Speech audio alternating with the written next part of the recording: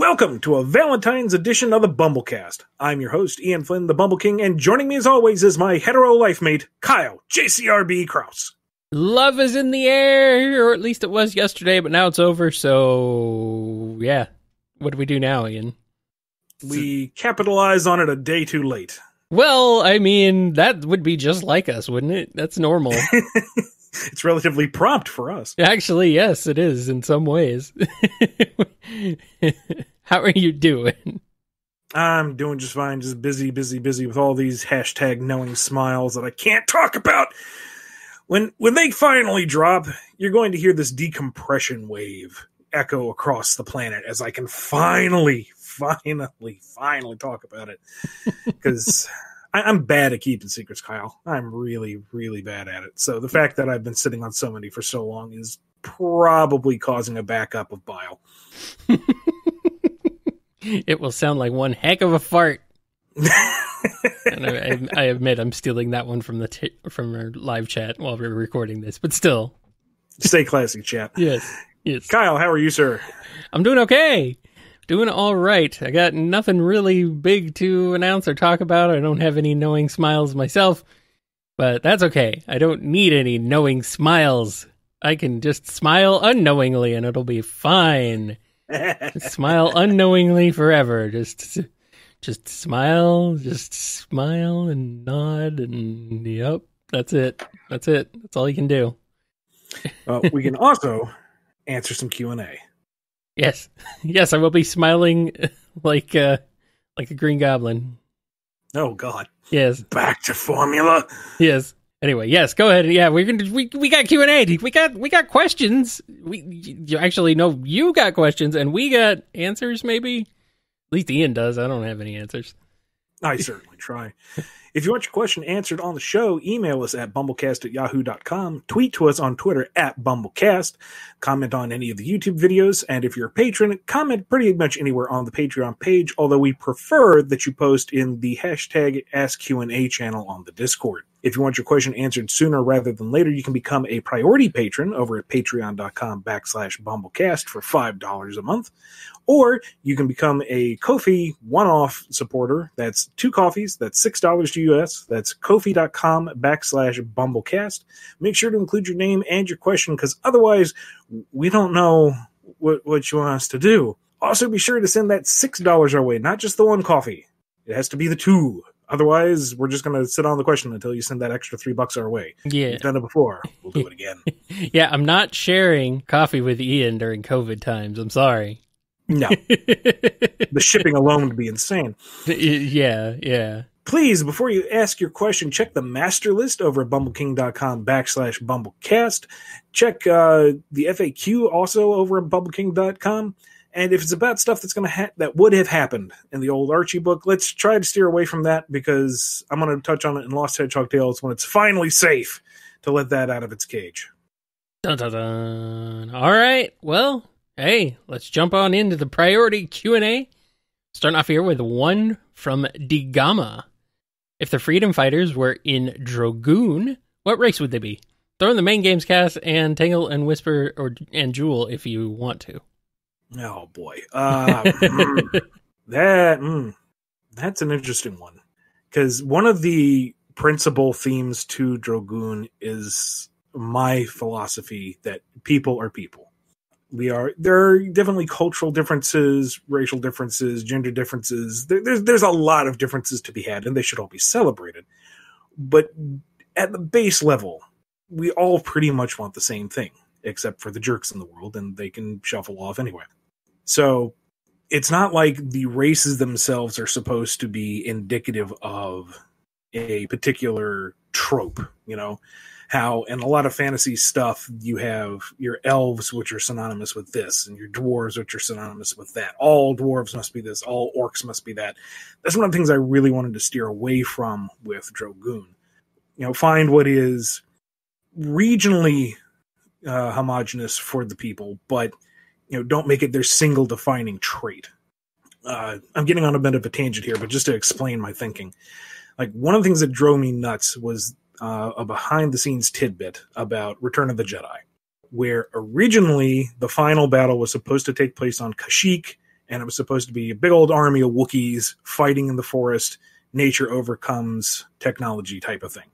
Except the thinking at the time was that you'd only seen Chewbacca.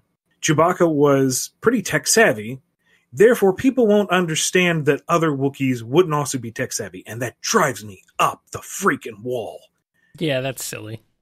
There's going to be tech Wookiees, there's going to be artist Wookiees, there's going to be poet Wookiees, there's going to be con artist Wookiees. They're a race of people, they're not a single entity. So I could go on a long rant about how I don't like how Star Wars handles races. But anyway, so take this with a grain of salt, because one, I'm kind of thinking of this on the fly, and two, it's not supposed to be indicative of, all Ajay or all Droff or whatever. But okay, long tangent aside, Sonic, Drogoon himself, someone with innate, insane, incredible power. Tails, we'll say Enchanty, because of an innate ability to fly. That's the best I got with that. Knuckles, he's a rough and tumble bloke. He's a little on the dense side. He likes to explore. He's kind of associated with Earth, being that he's a tunneler and a treasure hunter. So we'll say Droff. Vaguely, Amy Rose is an adventurer. She's excitable. She has a lot of raw talent, but no real mystical powers. We'll say Hume for her. God, how many Sonic characters are we going through? Throw in the main the game Freedom cast. Fighters, yeah, and take a Whisper and Jewel, and yeah. Oh man, main game cast. Blaze, Imperial, high latent magical ability, definitely Enchanty. She probably runs parallels to. No, that's selling Blaze short. Never mind. Not going to go into that spoiler territory. Silver, also innate, incredible power, kind of naive, out of the loop. Throw that under Drogoon, I suppose. Sally, Ajay, arboreal species. That's easy. Antoine, no actual ability, but still has a high military rank. Hume, right there. Rouge, talented, has flight. We're going to fall under Enchanty again. I feel like flight is kind of one of the major deciding factors, what with them having wings. And the Nerman are kind of off to their own devices, I suppose. Shadow. Oh, I know exactly what I want to call Shadow, but that's super spoilery, so he's something else. Tangle, excitable and gymnastic, and has a functioning tail. We'll say Ajay. That's lazy. Whisper, tech savvy, trained soldier, high end gear. Yeah, we'll put her under Hume. Why not? Jewel, fastidious, flies, bug like, Enchanty. Dang it. Can't get away from it. I can't. And it's funny because the books, at least book one, focuses so heavily on Ajay and Droffheim. We're not really going to see too many Enchanty until way down the line. But yeah, there you go. If you're writing your alternate universe fanfic, there's some dirt to play in. Yeah. Yep. No, we're not going to go over everybody. That would take a while, but that gives you a good idea to start. Next up, we got a question from Pandulce. Delicious, delicious sweetbread. In the Valentine's topic, we all imagine how the heroes would spend it, but what about the villains such as Dr. Eggman, Dr. Starline, Rough and Tumble, Clutch, etc.? What evil plans do they have for it? Eggman doesn't care. He really does not waste a thought on it. If anything, he uses it as a basis for his next themed attack. So, hypnotic greeting cards or a squadron of killer Cupid bots. He's not really into the holiday itself, just an excuse to ruin it. Starline, he plans everything. The 3-course meal, the decor, the location. He spends at least a month pre-prep for the lovely evening. And it all goes to pot because his date is out attacking things with giant Cupid bots. It's true. Rough and Tumble, they start out the day bragging about how hot a date they're going to get. They end up getting into a big fight over who's going to be better than the other. They spend the entire day getting shot down because they're awful people. Come back in the afternoon to commiserate about how nobody loves them, how everyone is so elitist, and you know what? They don't need anybody. They've got each other. They've got the ultimate bromance. And then they spend the rest of Valentine's night ruining the dates of everyone they can come across. Yeah, sounds about right. As for Clutch, I've not written Clutch yet. He's kind of a Evan Stanley exclusive, so I actually reached out to her and said, we got a question coming up. What would he do? Pulling that up here, Evan says, well, Clutch is on the older side and probably not too interested in romance, so I don't think it would be a big holiday for him. He might use it as an excuse to party or do some shady deals for suitors looking to get their significant other a ring or the like. If he's got anyone working for him at the time, he'd likely to encourage them to go out and have a nice night. While he's cruel to his chow, he's generally kind and fatherly to his employees, unless they disobey him. Dun, dun, dun. What about So that? thank you, Evan, for that bit of insight. Yes. What about Zavik and any others? Mimic, Uh-oh. Mimic has maintained a long-distance relationship for the past 10 years with the same mook. Shows up, plays the part as someone completely different, strings the guy along for the whole day, and then says, oh, I've got to go traveling again. I'll see you next year. Just for the lulz. Just for that. Nice. Jeez. Next question in the same vein is from Noni. Roses are red, rhyming is hard. How do you make a Zeta your Valentine? You don't. They have no love for anything other than their own personal gain and destruction. Although, I suppose if you were to, unlock the door and let them go nuts in a china shop and just cause utter havoc, they might find you more appealing. that might work. Might work. Next up, Scruffy Met is here with another Valentine's question. Happy Hallmark Greeting Card Day, everyone! How do you think Amy Rose spends Valentine's Day, and does it involve a certain homemade Sonic doll that she keeps around for totally legitimate, definitely non-creepy reasons? I hope it's not in the style of the dolls from Sonic Adventure 1. That would be weird, or even weirder would be a Tails style Sonic doll. I get the Sonic Boom reference, but even still, posing it that way, yikes. I like to think, at this stage in their relationship, Valentine's Day is the one day that Sonic caves and just spends a nice night out with her. There's, no misunderstandings of where it's going. It's just he's saying, all right, we're going on a date. And she's like, yay, I'm on a date. And they have a fun time out. And, maybe she hopes it goes a little more, maybe leads into a long-term thing. And it never does because that's how it is. But, he doesn't run away. He doesn't snark. He, realizes this is like the one day that would be like super important to her and decides, yeah, you know what? I'll just roll with it. I like that. Our next question comes from Dove.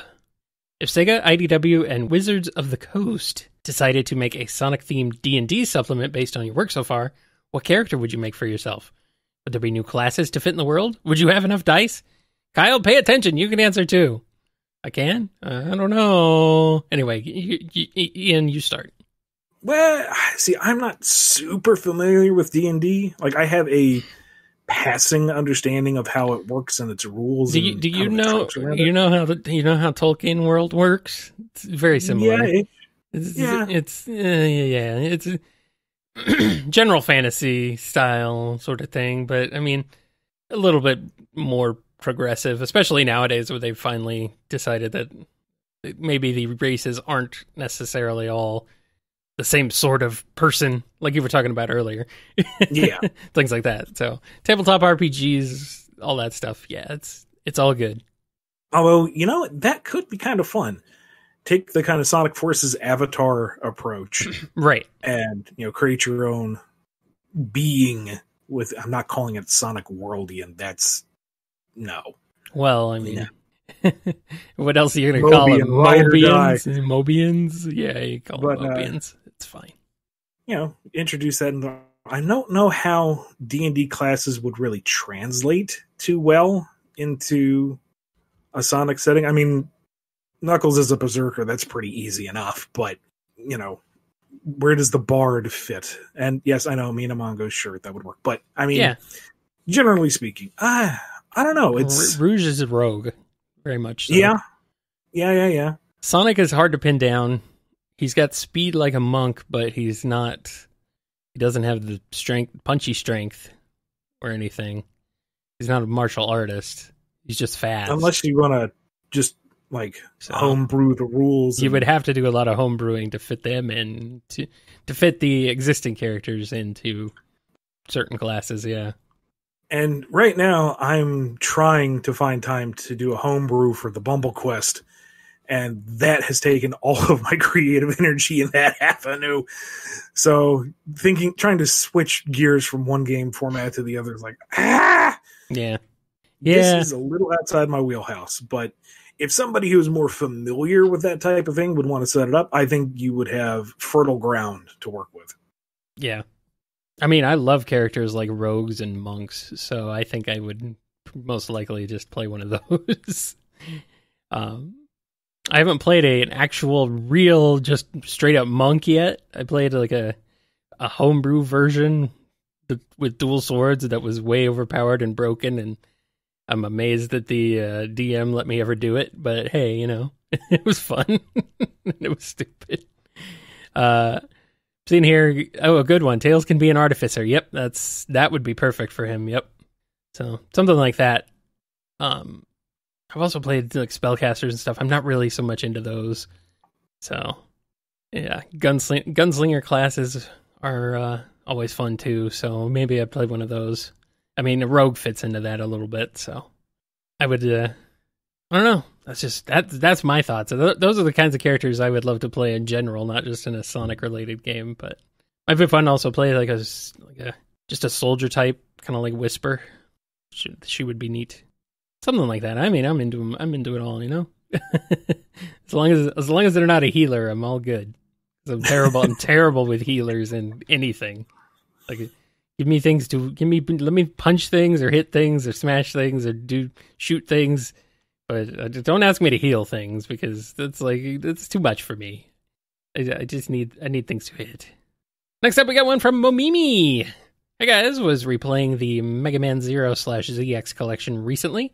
So I've got a Mega Man focused question for Ian.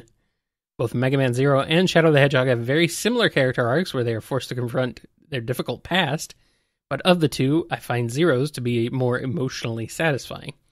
Ian, what is your take on Zero's overall character arc, and if you can, elaborate on what ways you would flesh it out or improve on existing material? Oh, goodness. Yeah. Zero is a lot. Zero is a lot. Uh-huh. A lot of that is kind of nebulous, unconfirmed. It's pretty much there, but it's not like outright stated, so that's Mega Man for you. Yeah. But I like the idea that he was kind of the first truly sapient robot developed concurrently with X, but separately. That Wily was able to achieve the same thing Light was. And, was built to destroy Mega Man, to be the ultimate weapon against Light's legacy. And ultimately, they become the biggest of bros, and their partnership transcends generations. Yep. I like that. Yeah, I like that little bit of irony, too, in there. Just like the most fearsome robot Wily created becomes Mega Man's best friend. It's perfect. I mean, and he's still, an utter badass. He's still a incredibly powerful fighter. It's just he does it for his own reasons. Yeah. Now, resolving the issues between X, 5, 6, 7, 8, and 0. I think you just kind of ignore that anything after X5 happened canonically. But see, that throws Axel under the bus. Yeah, it does. It kind of does. You throw Axel under the bus, who he wasn't great in X7, but he got better in X8. And... I've said before, I had the Mega Man series roughly plotted out from classic to Legends, because the roadmap is there.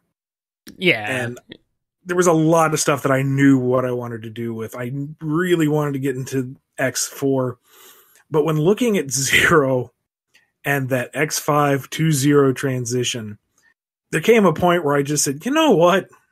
We'll figure that out when we come to it. I've got time. So I honestly don't know how I would resolve it short of, I really don't know. Part of it is I'd have to go back and research it all again, because there might be some little nugget that I can spin out of. But yeah, it's a tangled mess getting from there to there. As for the Zero and ZX series, I'm not as familiar with those, since most of my research at the time was on the Classic and X series. I figured I'd get into the other stuff closer to that point. So I'm not super familiar with it. I just know that it's kind of, Zero comes back and he's kind of thrust into this Mad Max scenario and manages to help right the course and quell the ghosts and bring hope again. So I like that for his character arc, I suppose. But I think the big difference between him and Shadow is that there was a clear path for him that had follow-up, whereas Shadow has not. Yeah. His survival between Adventure 2 and Heroes was apparently a bit of a bone of contention. And all of the nuance that he developed in his own title in 06 has been tossed out the window. So I think that's why Zero himself feels more satisfying, is because even if he's had a lot of bumps in the road, he at least has a followable through line. Shadow does not. Right. Yep. Definitely. Honestly, Zero's kind of remind me more of Knuckles than Shadow, generally. Not 100%, but there's some through lines there, Former enemies becoming friends, things like that. But, yeah. One's red, one's blue. One's red, one's red. Yeah, one's red, one's blue. Yes. Scurvy Pirate Hog is up next with a question. I've noticed a lot of people mistaking Dr. Starline for a duck, despite the fact that he's a platypus. That makes me wonder, how would Starline react if all the other Sonic characters within the book also constantly mistook him for a duck? What would he do? First off, I wonder if Mobians would be prone to that, Or would they have a better eye for it? That is itself an interesting question. But I imagine overall, Starline would kind of roll with it. He would, no, a common misconception. I am actually a platypus.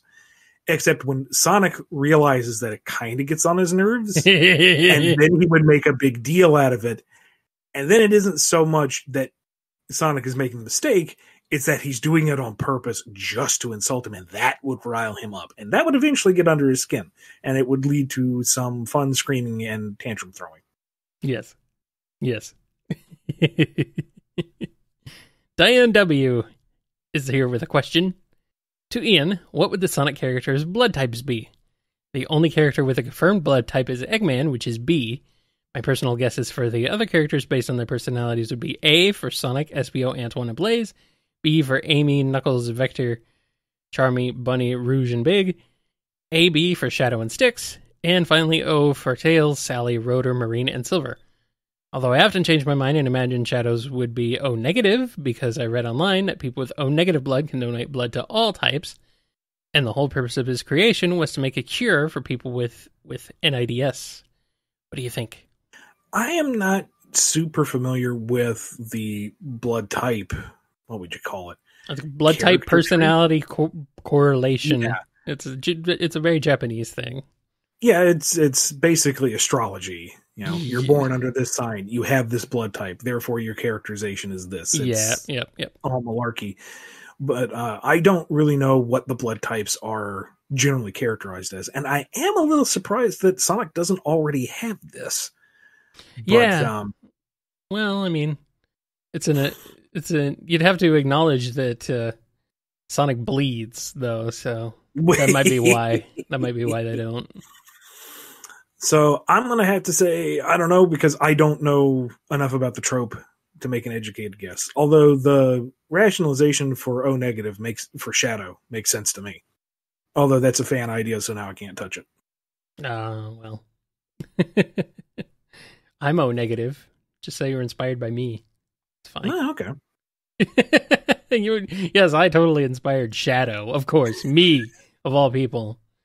It all begins with this: a co-host containing the ultimate blood type. Yes. Content control. Anyway, we got a question here from Off. Another Dragoon question. Your own people know me so well. Yes. Dragoon, your own wholly original story, not related to any pre-existing intellectual property. What inspired you to write it? And how much story do you already have planned out? When I write something, I usually have the ending planned out ahead of time. Do you look at a story the same way, or do you just write until the writing is done and figure it out along the way?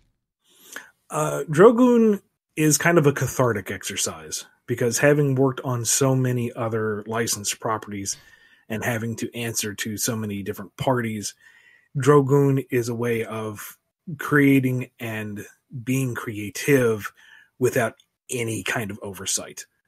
There is a degree of collaboration with Adam, of course. He does different stuff with the script sometimes, and we may have differing visions on specific things, but that's between two people, and it's still my driving creative force. It's not sending it off to mega corporations with a global image in mind. It's just something that I can do for me. And you know what? If other people like it, that's very cool. Otherwise, this is me just kind of shouting into cyberspace saying, look at this cool thing. I think it's neat. And if like 20 people say, yeah, all right, cool. If more than that do, even better. But it's more of a creative outlet than almost anything else. It's also kind of an exercise where there's a lot of media that I've enjoyed, but there are issues I have with it, places where I could see very easily how it could be revised. Star Wars. Yeah.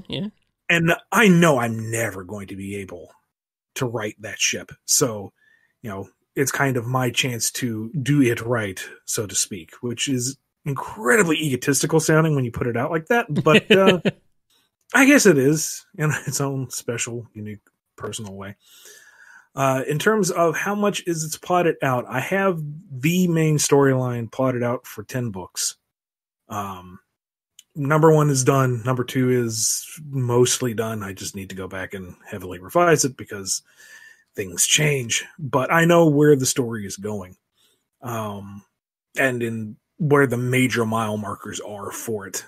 And then there's like a million other things I want to spin out of it from. But patience.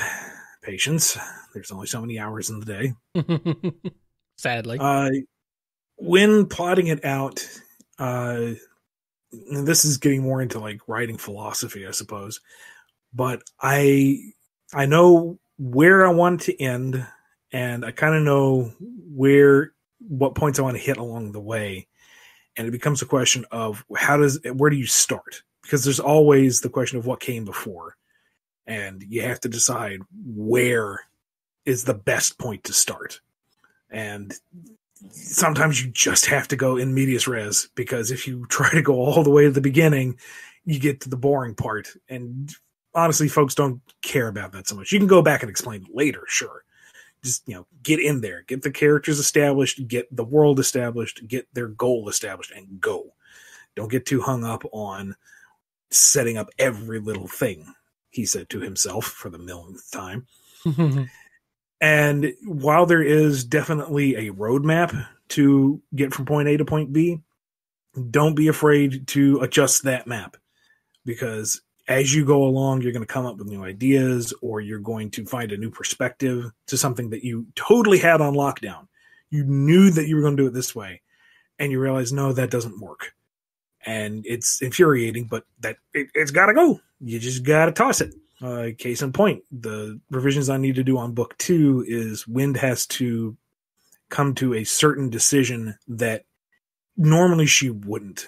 And while she is certainly painted into a corner to make that decision, it still didn't feel 100% rational, or at least rationalized within the story, or why her character would react that way. So it came to me that, okay, this is what I need to set up so that when you read it all the way through, you realize why she makes this decision when normally she would not. And that's going to be like 20 pages that I got to redo. And,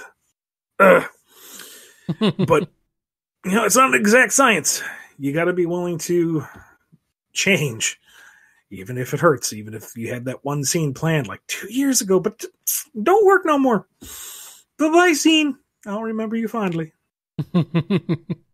Well, now you have a chance to make a new awesome scene. You can make all the awesome scenes. Our next question is from Papa G. Bobolus. Have you ever written anything using the classic Stan Lee Marvel method of doing a basic story breakdown, letting the artist determine the pages and layouts and acting following the basic breakdown you did, and then writing the dialogue yourself?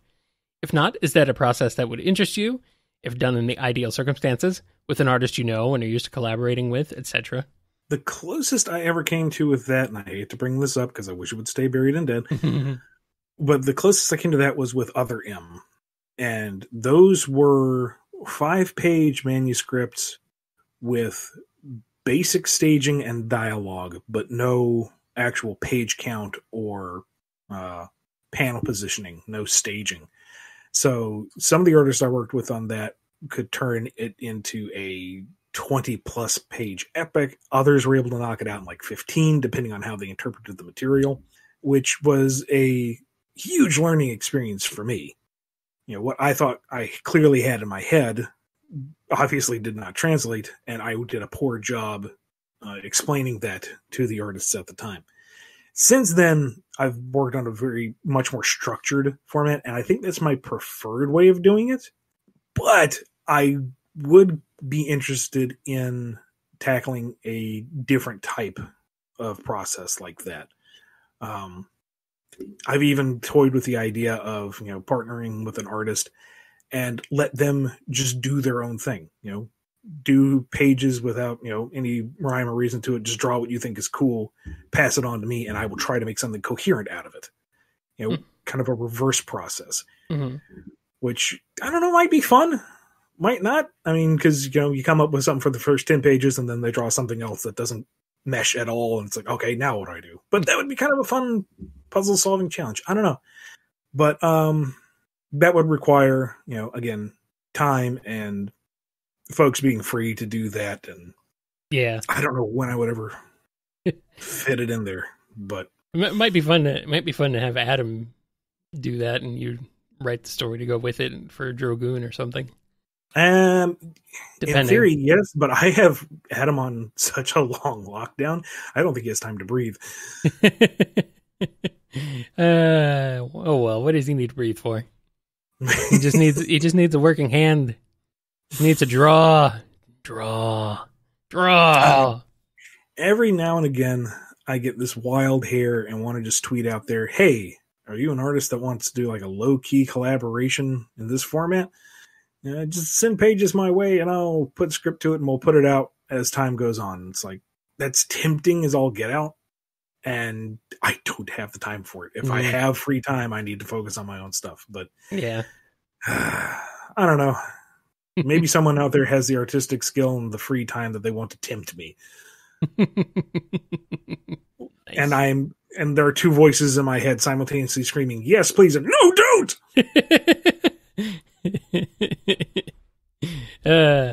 Bumble Comic Shop is a place where you can buy comics signed by me. All prices are convention priced because I'm not going to be doing cons anytime soon, and I have a bunch of stuff that I need to get out of my house. It is literally taking up too much space. You can find Sonic books, Star Wars books, My Little Pony books, My Little Pony Meet Transformers, and a whole bunch of other stuff. I really need to update it. I just haven't had the time to do so. But you'll find regular covers, exclusive covers, and limited portions. And again, everything is like super cheap compared to what you'll find anywhere else. So head over to BumbleGing.com and look under the Shops tab for the Bumble Comic Shop. Nice. Let's hop into the standard Q&A. We're starting off with this question here from Jonathan. Hi, Ian. If an artist wants to try getting into the comics industry as a freelancer, what's the usual process for getting their art to the right people? I've looked around a few publisher sites like IDW, but I was unable to find any public applications for freelance gigs. Here is the catch-22 of the comic industry. You can't really get established unless you know someone, and you aren't really going to know anyone until you get established. Yep. It used to be that you would try to do the con circuit, the major shows, see if you could get in touch with an editor at one of the booths and see if they have time to look at your portfolio. Or sometimes major publishers would have a portfolio review day sort of thing. That was kind of like the best way to do it, or at least the most direct. And because of COVID, that isn't really a thing anymore.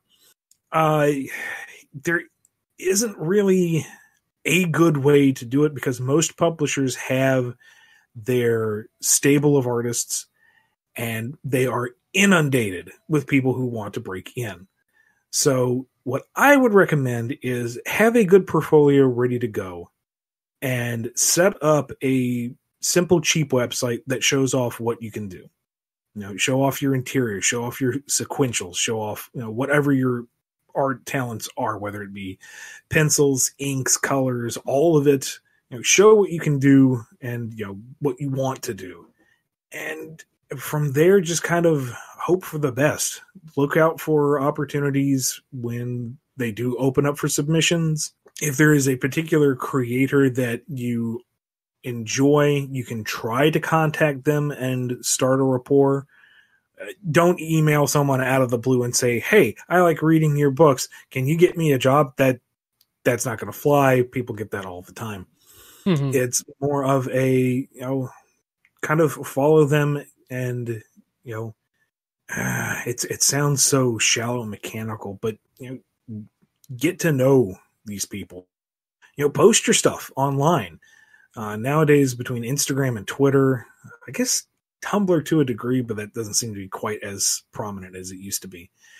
Just posting your own stuff out there and say, look, I did a cool thing. And, maybe some people will start to retweet. And if you get enough attention, somebody might throw you the opportunity. There is no fail-safe way to do it. There's no good way to do it. You just got to keep taking your shot and hope that you catch your break. Case in point, I took 4 years of not even rejection letters, but complete silence until I got my lucky break. So, just never give up and just keep plugging away at it. Do your own thing so you're not just sitting there waiting for the phone to ring. And good luck to you. Alrighty. Next question comes from Sergeant Bird. I've often thought that Sega should experiment with more interesting pairings of their characters than just the Sonic, Tails, and Eggman dynamic they've used for so many games now. Like the MacGuffin of a game somehow becoming tied to Big, making it so that Sonic, who loves going fast, must now contend with keeping the slowest character out of Eggman's clutches. Or something like what we're currently seeing in IDW with Rouge's criminal experiences being paired with Cream's innocence. What pairings do you think Sega should use in the future? Are there any pairings that we've seen a lot of already that you'd like to see a different take on? I'm kind of like you. I wish they would just mix it up a bit. Yeah. Anybody, everybody. Yep, pretty much. My personal favorite is when you do the kind of odd pairings and play with that. Like back in the old days when you had Omega and Cream. And you have this vicious, marauding, soulless, destroying machine who just cannot bring itself to hurt the tiny bunny girl. She's just too pure and innocent. I'm kind of blanking out because there's so many possibilities. Yeah. You name one character, you toss another one in the ring, and it's like, okay, how does it work? What's the character study? How do their personalities mesh, or how do they clash? There's so many options. It's very tempting to fall into the easily categorized groups. Your Team Sonic, your Chaotix as a unit, and such. But I don't know. Sometimes you just need to force a bit of differences, and it could be neat. And I don't know. That's such an open-ended question, man. I can't give you like a single straightforward answer. I want to play with all the toys in all the fun ways. I've mentioned it before, but I always like that dynamic of Knuckles and Amy. I don't know what it is about them. Not in a romantic sense whatsoever, but the two of them together. I don't know. They're just cool. cool together. It's a fun character experiment that mixes things up a bit. One that popped into mind, Sonic Rivals 2, Espio and Silver. Oh, yeah. Are paired together. That's what I'm talking about. That's fun. That's different. You have Espio's grim and kind of, I don't know, it's more stoic attitude. His more worldly point of view against Silver's innocent cinnamon rollness, his naivete. Mm-hmm. That's fun. That's good stuff. Yeah. I mean, just imagine Blaze and Whisper having to go on a mission together, and you've got Blaze, who's normally kind of not really a people person and not really one for chit chat. She's warmed up, certainly. I was going to say they're both kind of similar in certain aspects. So, you pair could up have these fun two, with. Yeah, you have these two characters of incredible power who could be very much focused on the job. Can you imagine how badass the two of them would be? Oh, yes. Just attacking an Eggman base with just hand signals and polite nods because that's all they need to say to one another. Mm-hmm, mm-hmm. Oh, yeah. And then, Blaze is in a bit of a pinch, so Whisper launches one of the wisps over to her and gets infused with wisp power, and we see what Blaze with a wisp looks like. Oh my god, dude! You could go on and on and on and on and on. That could tie in with like the question about writing a silent comic from a few weeks ago. You could write a whole silent comic about Blaze and Whisper. Oh man, Shadow and Tangle get handcuffed to each other. That's like a gold mine in of itself. Come on. Like Cream and Shadow together. That's like the polar opposites. It would be beautiful. We've seen Eggman and Tails before. They did that kind of in Sonic Boom a little bit, but Boom is its own sort of beast, so their personalities are extreme in that, so would be fun though. Next question is from Carly. Did Cream, Rouge, and Amy Rose marry in Mobius 30 Years Later comics? And if so, who were the characters? Didn't get into all of that, and this is kind of treading into the Lost Hedgehog tales, but I think this might be safe-ish. I imagined Amy was kind of a time-traveling solo adventurer, because we were kind of hinting at tying her into the Time Stones more, and that's what I wanted to do with her. That, she was out doing things across the timeline while Sonic is busy being a king. That would be kind of awesome. I don't see Rouge settling down ever with anyone. She has one love, and that's Jules. Mm-hmm. And herself. And now this is pure headcanon on my part. This is fanon right here. But I always like the idea of seeing Tails and Cream after a time skip. Having grown up and grown into their heroic roles as kind of a maybe romantic, maybe just friends duo. Both high flying, both coming from a childhood of being trained by some of the best, and seeing just the two of them be awesome together. Cheese has evolved into a light Chow, and they just do all sorts of fun, adventures. The torch has been passed. I think that would be neat. That doesn't really apply to Mobius 30 Years Later, because I don't think Cream had been introduced by that point. But that's just my personal fanficky approach. I'm getting one from the live chat. Someone translated the question as, did Amy and Rouge get married to each other? Why the heck not? They can both still be independent. Next up, we have a question from Boosalarian Theme. A couple of characters have been seen to be rather taken with the Good Doctor, Egg Boss Thunderbolt and Wendy Witchcart. Now, specifically in the case of the former, was this intentional from the outset, or was it something you picked on up from fans? I.e., did you notice how many people in the fandom shipped TB and Eggman given her loyalty, and so you decided to throw them a bone by playing it up further? In regards to the latter, is Wendy actually an admirer of Eggman, or was she merely flirting and the fans, as they are wont to do, simply overreacted to something that was intended as just a panel gag and nothing else? They were both totally intentional. Thunderbolt especially. Mm-hmm. She is Starline turned up to 13 on a dial that only goes up to 5. She was meant to be just the starry-eyed bootlicker fangirl joke kind of boss, except she's also, incredibly deadly. As for Wendy, it was supposed to be that she had a respect for Eggman, and I don't know if we had any kind of plans beyond that. I'd have to review my notes again if I can find them. But I feel like she was genuine, but at the same time, considering what type of people they are, it wouldn't actually be like a mutual, loving, respecting thing if it ever went anywhere. Wendy's about Wendy first. Next question is from Liam B. Do you feel Sonic was irresponsible for not making it clear to Sally that he missed her and kept her waiting too long, hence why she gave her Admire Con a try?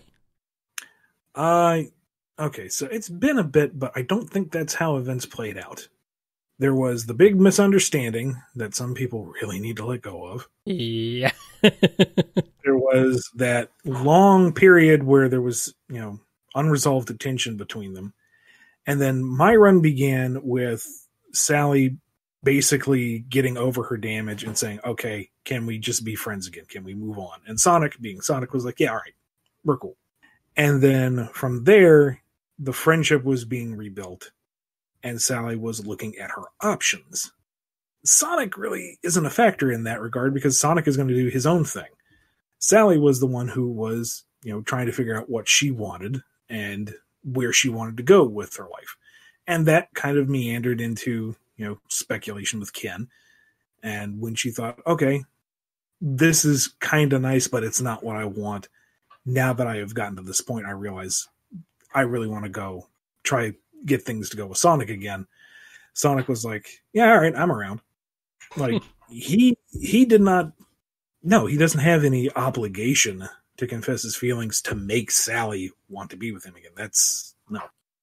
And we have another question here. This one comes from PC the Unicorn. Ian and Kyle, how do you imagine Tangle and Whisper's first date playing out? Disastrously. I imagine Tangle doesn't even realize she's on a date for a little while. No. She would never initiate. No. Because she wouldn't think to. No. And Whisper would have a very difficult time initiating because she doesn't really do that. That's very open and personal, and she's not a very open and personable person. Yeah. So by the time she manages to get this date going, it's already a Herculean effort on her part. And Tangle, being Tangle, is not going to conform to expectations. So I imagine a whole slew of comedy of error type stuff that eventually gets figured out in the end, and it goes on low key. But yeah, that first date, it's one for the record books as worst attempts ever. And that makes it one of the best. And our final question this week comes to us courtesy of Tick Tick. Hello, Ian and Kyle. To the best of your interpretation, what does the line, Sphinx looks so cute, I had to shave it, from My Sweet Passion mean? What do any of the lyrics in that song mean?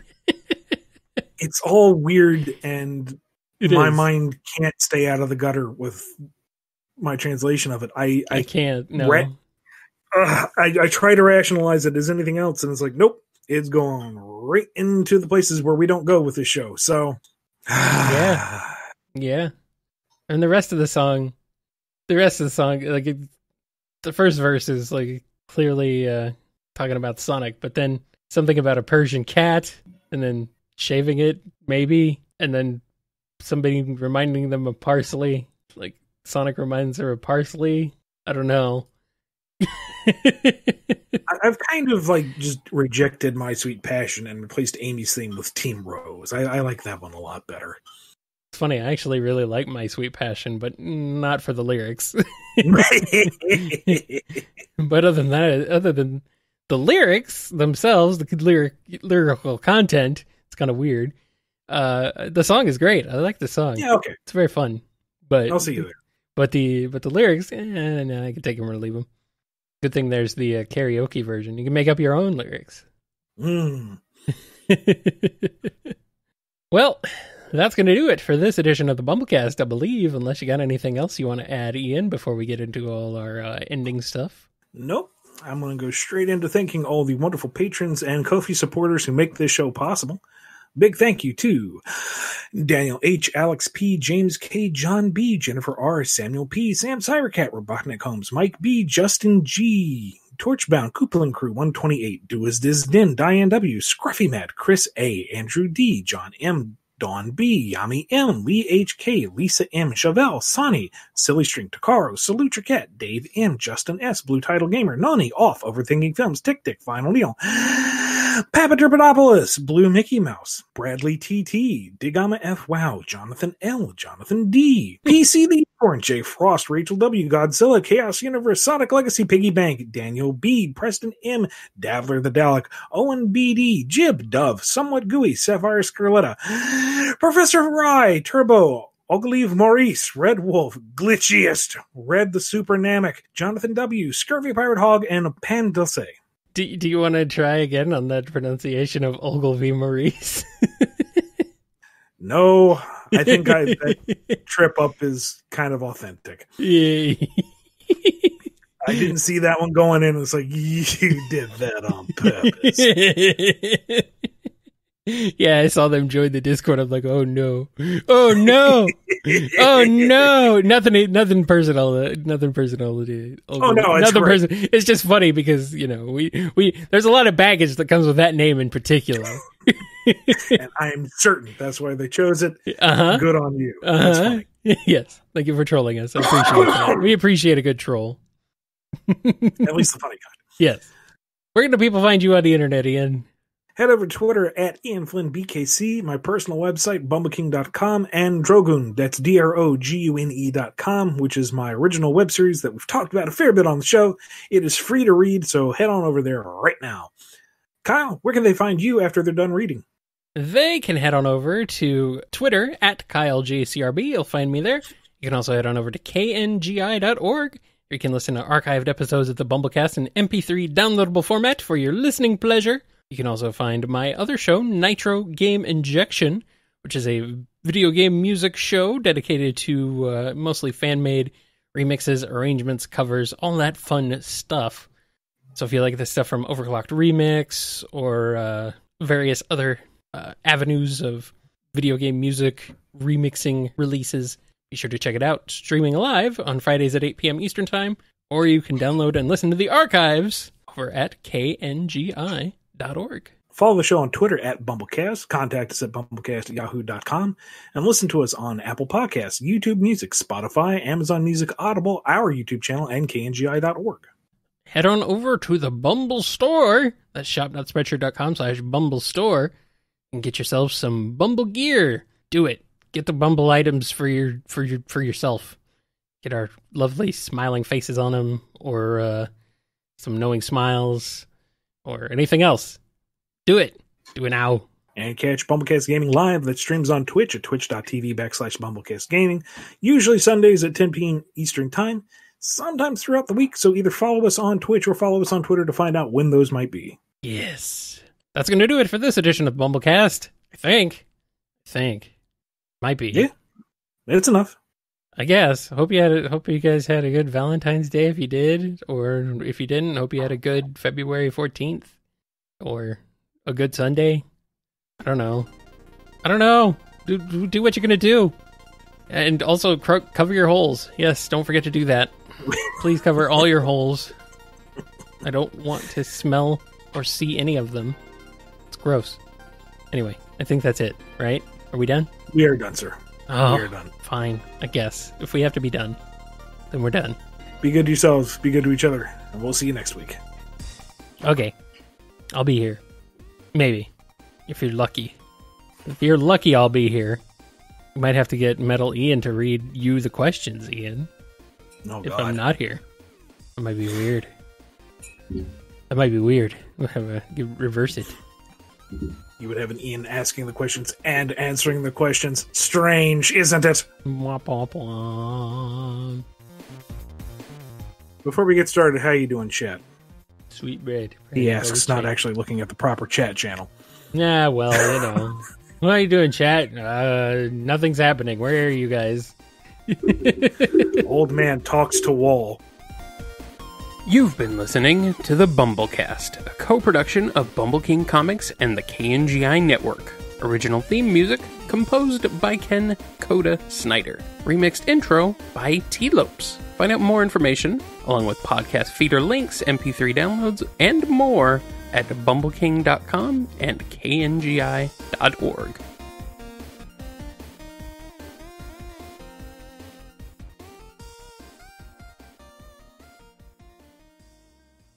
Let's see how it goes. Are you hearing me now? Yeah, but like I said, you were kind of sputtering and going chipmunky for a second. Well, I mean, I could have been doing that in real life. You don't know. This is true. But I wasn't. I wasn't. Okay, now you're sounding good now, so maybe whatever was is I think calming down. I think it was just trying to get back in sync, probably lost connection or something. And then it got back in sync by making me talk real fast.